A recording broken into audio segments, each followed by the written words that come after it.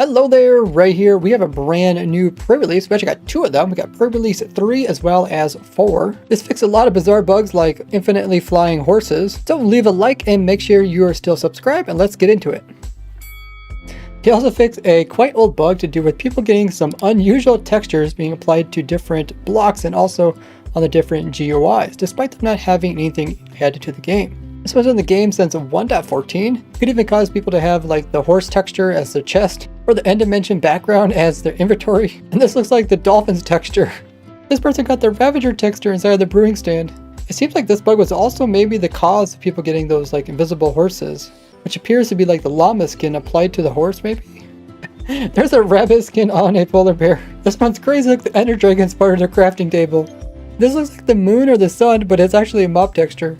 And the only time I ever seen it when it came to choosing your Minecraft servers in the menu. Over on the left hand side, maybe you notice that sometimes the icon would end up being a texture. I always remember being my player's skin texture. Have you guys ever ran across this? And if so, what type of textures did you see? Now last pre-release they changed how dispensers and boats work. This actually broke when it came to dispensing boats from underneath. So before it was like this, you got a dispenser, you power it, the boat would spawn on top of it.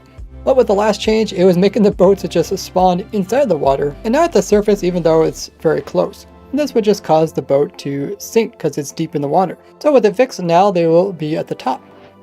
When it came to you riding a mob and giving it something like jump boost or levitation or slow falling, it wasn't actually working. That is until you relogged or unloaded the chunks. And then once the chunks were loaded, all of a sudden the rideable mob got the effects. And this bug was actually in the game since 1.12 and it's finally fixed, so now you don't have to worry about accidentally dying thinking that your horse has these effects.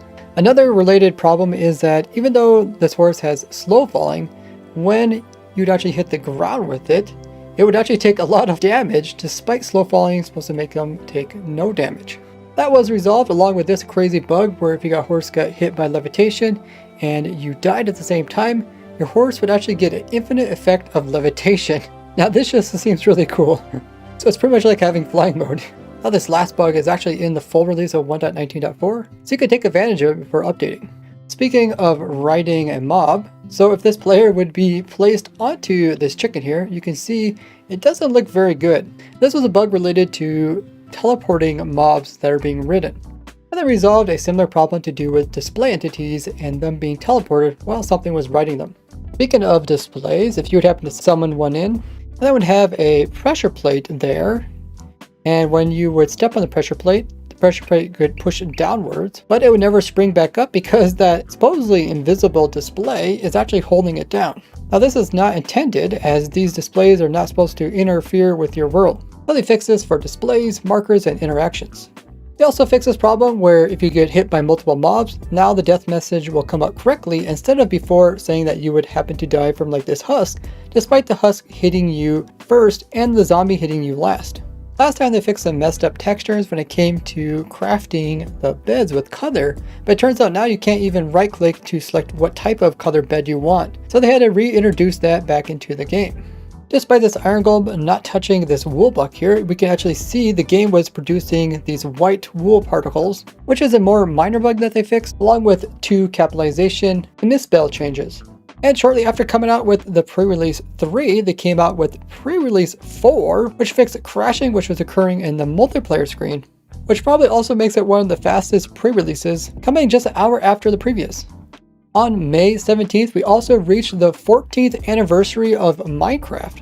This corresponds with the day that Minecraft was first released to the public, way back in 2009. And you guys might remember when they did their 10-year anniversary, they did a lot of special events, special maps. They also had this cool page here which goes into a little bit of history of what came out on what years. Even a prediction for 2029, saying Minecraft is released on Mars. Also saying creepers somehow escape the game and enter reality. And existence of top secret time traveling technology that Mojang used to write about the future updates accidentally leaked on this timeline. Whoops. We'll have to see if any of these come true.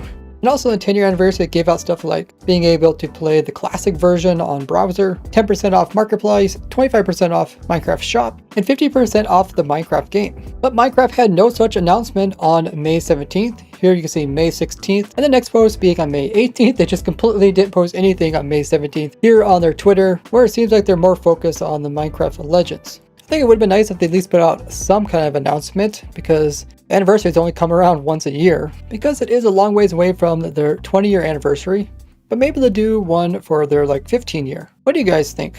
I guess I get pretty excited about the Minecraft anniversaries because I started soon after the game came public. I have a lot of cool stories about the early days of Minecraft, like joining the Minecraft website because that's the only place you could play it. And at one point seeing the website finally reaching 500 people playing Minecraft, which was insane at the time because the numbers never reached that high until after it was up for a while. So this means that my 14-year anniversary playing Minecraft is also around this time. You guys can check out my entire story of the first 10 years of me playing and all the cool screenshots I took over the years. I'll have that video linked down below. More 1.20 tricks in this playlist here. And don't forget, I have a Discord, so if you guys are on there, be sure to join mine. I'll have it linked down below. And big thanks to all my supporters which make these videos possible. I really enjoy messing around with Minecraft, and it's so cool to share my experience with all of you. Thank you all for watching. I'll see you guys in the next one. Bye-bye!